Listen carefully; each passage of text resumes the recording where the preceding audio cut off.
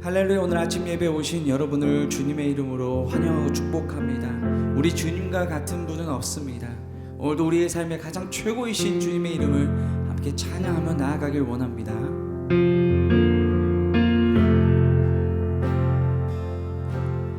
세상 무엇도 채울 수 없었네. 사람의 말과 사라질 것들 충분치 않네. 그때 주님 오셔서 날 회복시키시고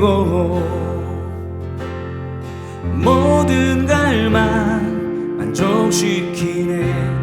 주 사랑 안에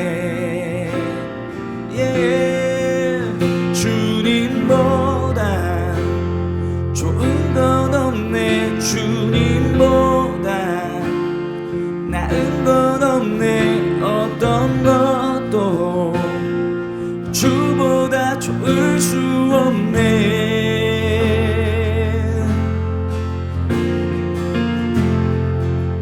두렵지 않네. 두렵지 않네. 내 모든 문제들 다 아시는 주 여전히 나를 친구 삼으시네. 산 위에 계신 주님 골짜기에도 계셔. 주의 자비 주의 은혜로 날 찾으시네.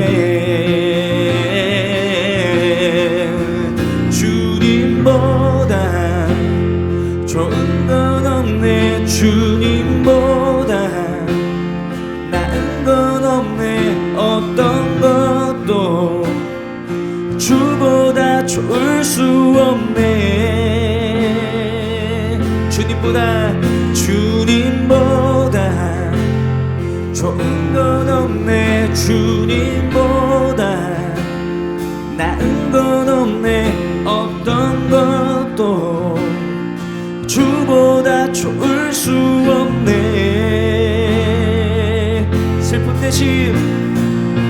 슬픔 대신 희락을 재 대신 화관으로 수치를 영광으로 주님만 만들 수 있네. 무덤을 동산으로 마른 뼈를 군대로 바다 위에 새기를 주님만 만들 수 있네. 주님만 만들 수 있네. 주님만 만들 수 있네.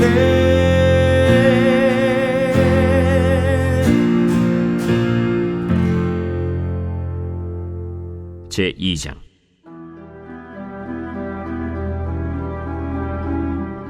여호와께서 회오리 바람으로 엘리야를 하늘로 올리고자 하실 때 엘리야가 엘리사와 더불어 길갈에서 나가더니 엘리야가 엘리사에게 이르되 청하건대 너는 여기 머물라.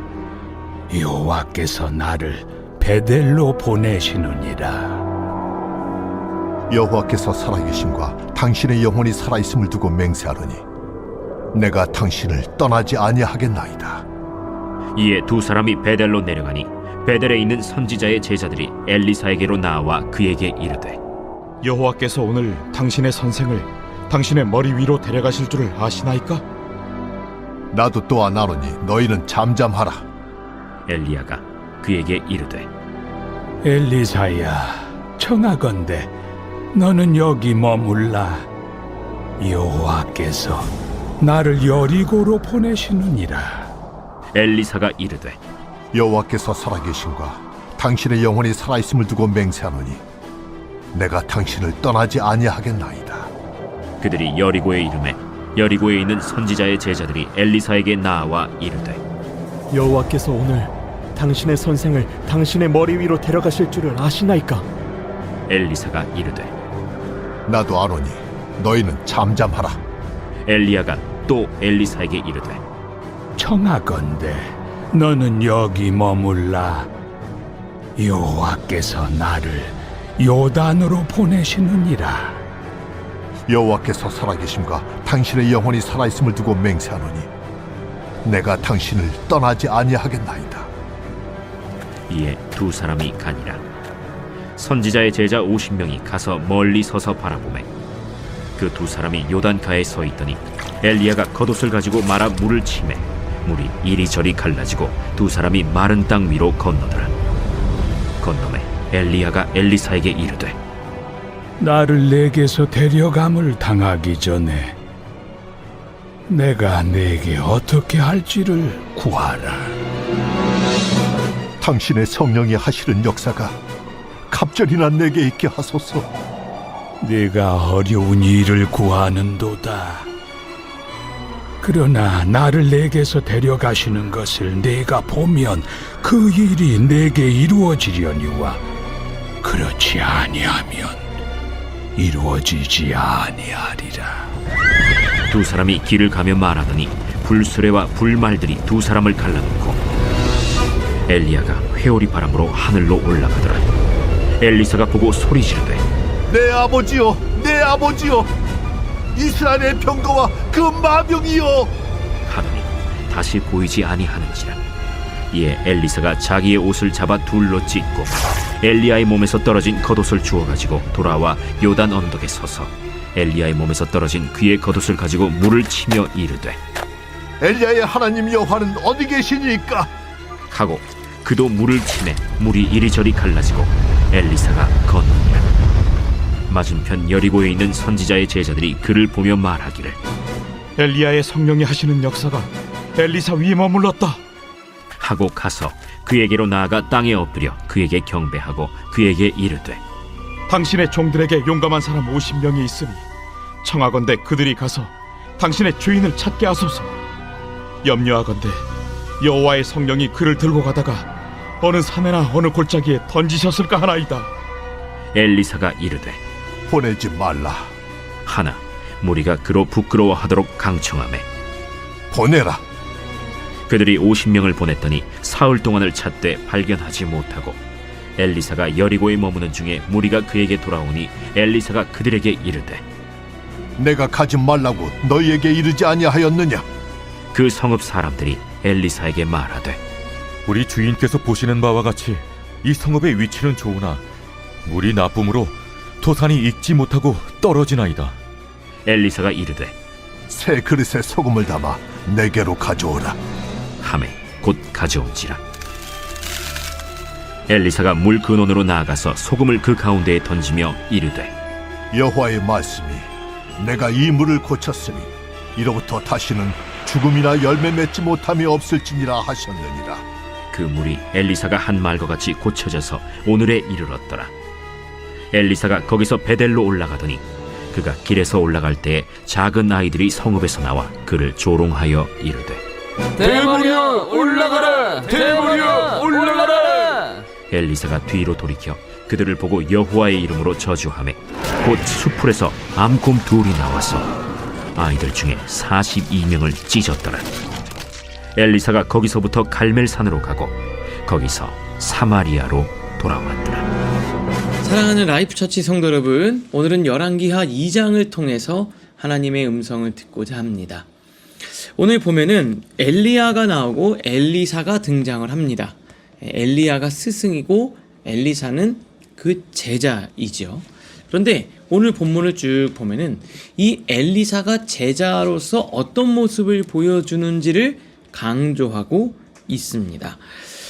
첫 번째 보니까 엘리야가 이제 하나님께서 나를 베델로 보내신다. 넌 여기 있어라 그랬더니 엘리사는 끝까지 따라가겠습니다. 베델로 따라가고 그 다음에 또 어디로 가냐? 여리고를 가니까 여리고도 따라가고 그 다음에 요단으로 가니까 또 요단까지 따라가는 거예요.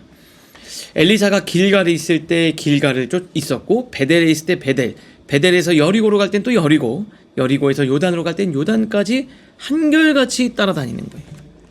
여러분, 하나님의 사람이었죠. 그러니까 엘리사는 내 영적 스승인 엘리야가 가는 곳을 따라다닌 거예요. 이게 엘리사가 하나님께 쓰임받는 비결이었습니다. 여러분, 정말 중요한 게 뭐가 있습니까? 하나님의 사람인 영적 스승, 영적 목자를 그렇게 따라가는 거예요. 왜냐하면 엘리야를 통해서 하나님의 말씀을 듣고 능력을 공급받으니까요. 여러분은 여러분에게 하나님의 말씀을 전해주는 여러분의 목자 예수 그리스도를 얼만큼 따라다니십니까? 끝까지 따라가는 거죠. 어디든 상관없이 따라간 거예요. 우리는 하나님의 말씀이 들리는 곳이라면, 하나님의 은혜가 있는 곳이라면 우리의 참된 목자이신 예수 그리스도를 따라서 끝까지 어디든 따라가는 여러분들 되실 수 있기를 주님의 이름으로 축복합니다. 그러면서 진짜 엘리사가 정말 원했던 게 뭐냐? 그는 하나님의 은혜에 대한 갈급함이 있었어요. 9절 보니까 이렇게 돼 있습니다. 엘리야가 엘리사에게 이르시되 나를 내게서 데려감을 당하기 전에 내가 내게 어떻게 할지를 구하라. 한마디로 내가 뭘 해주면 좋겠냐. 그랬더니 엘리사가 뭐라 그러냐면요, 성령이 하시는 역사가 갑절이나 내게 있게 하소서. 지금 스승님이 하나님의 능력을 행하고 성령의 능력이 나타났는데 그 성령의 역사가 내게는 갑절이나 2배나 있게 하옵소서. 즉 하나님이 더 제 삶 가운데 역사하시기를 저는 구합니다. 여러분, 뭘 구합니까? 돈도 아니고요, 성공도 아니고요, 하나님의 성령의 역사요.